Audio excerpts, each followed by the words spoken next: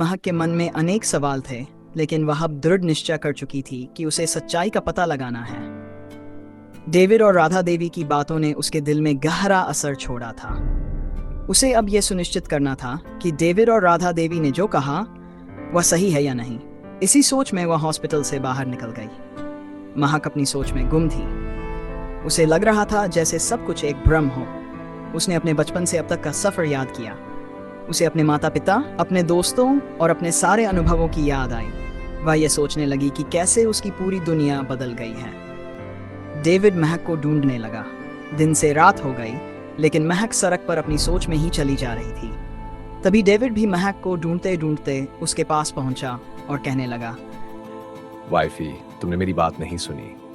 महक ने जैसे ही डेविड की आवाज सुनी, वह अपनी सोच से बाहर आई और कहने लगी, तुम यहाँ मेरा पीछा क्यों कर रहे हो?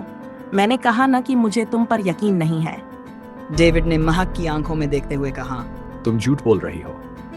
महक ने डेविड से आंखें चुराते हुए कहा, मैं झूठी नहीं, झूठे तुम हो। तुमने मुझसे झूठ बोला है।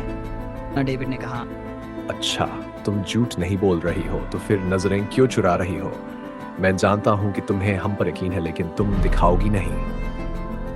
ठीक है, मैं तुम्हें सबूत तो नहीं दे सकता हूं, पर सच जरूर दिखा सकता हूं। महक ने कहा। तो दिखाओ। डेविड ने कहा, तुम मानती हो ना कि राधा देवी एक डायन है? हाँ बिल्कुल।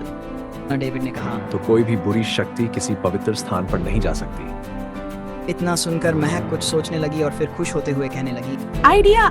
महक और डेविड आगे बढ़ने लगे। तभी कुछ गुंडों ने आकर उन दोनों को घेर लिया। महक ने कहा, कौन हो तुम लोग? उनमें से एक गुंडा बोला, लड़की, हमें तुझे से कोई वास्ता नहीं, तू जा सकती है।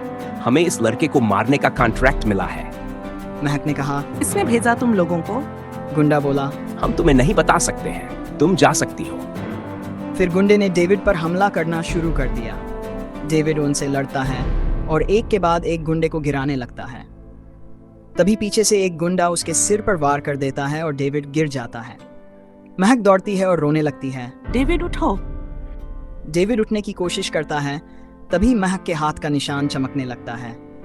डेविड तुरंत महक के निशान वाले हाथ को पकड़ लेता है।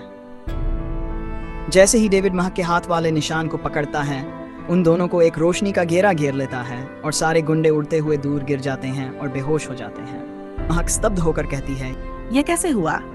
डेविड कहता है, तुम्हारे हाथ पर जो निशान है वह खास है।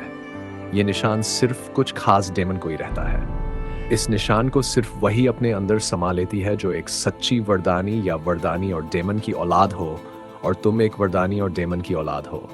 इसलिए ये निशान तुमने मेरे अंदर से अपने अंदर 3 साल पहले समा लिया। महक कहती है। 3 साल पहले? डेविड ने 3 साल पहले की घटना महक को बताई। महक कुछ देर चुप रहने के बाद कहती है, ये गुंडे किसने भेजे होंगे? डेविड कहता है, ये गुंडे आदित्य ने भेजे। महक शॉक्ड होते हुए कहती है, आदित्य? पर वह ऐसा क्यों करेगा? डेविड कहता है, क्योंकि वह तुमसे शादी करना चाहता है ताकि उसे सयामल ग्रुप का सीईओ बनने का मौका मिल सके। महक कहती है, ओह माय गॉड, ये क्या हो रहा है?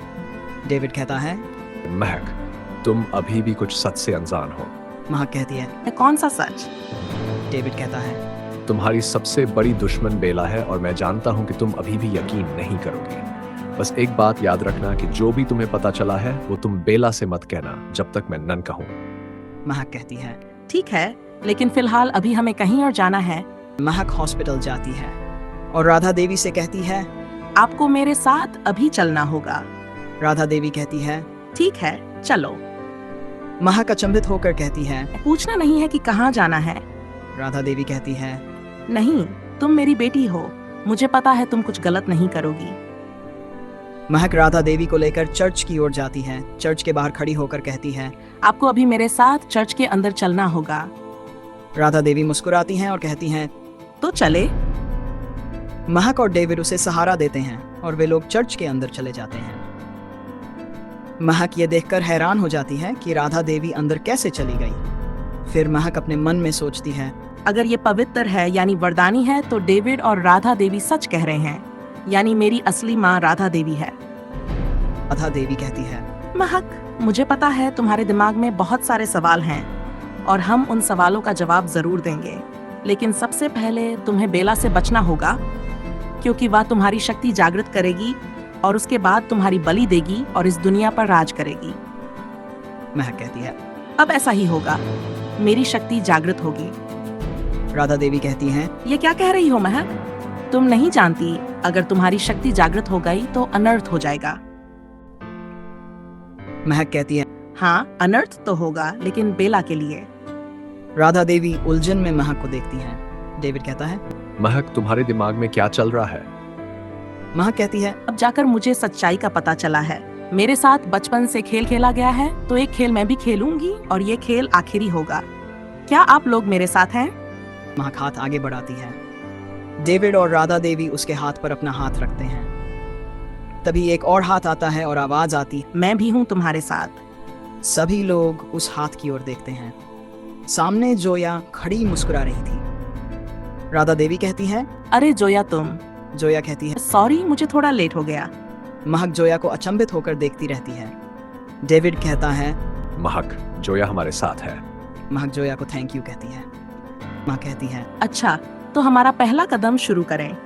क्या महक बेला को हरा पाएगी या फिर बन जाएगी बेला का शिकार? क्या महक अपनी शक्ति जागृत कर पाएगी? महक के बचपन का राज क्या है? क्या महक अपने बचपन का राज पता कर पाएगी?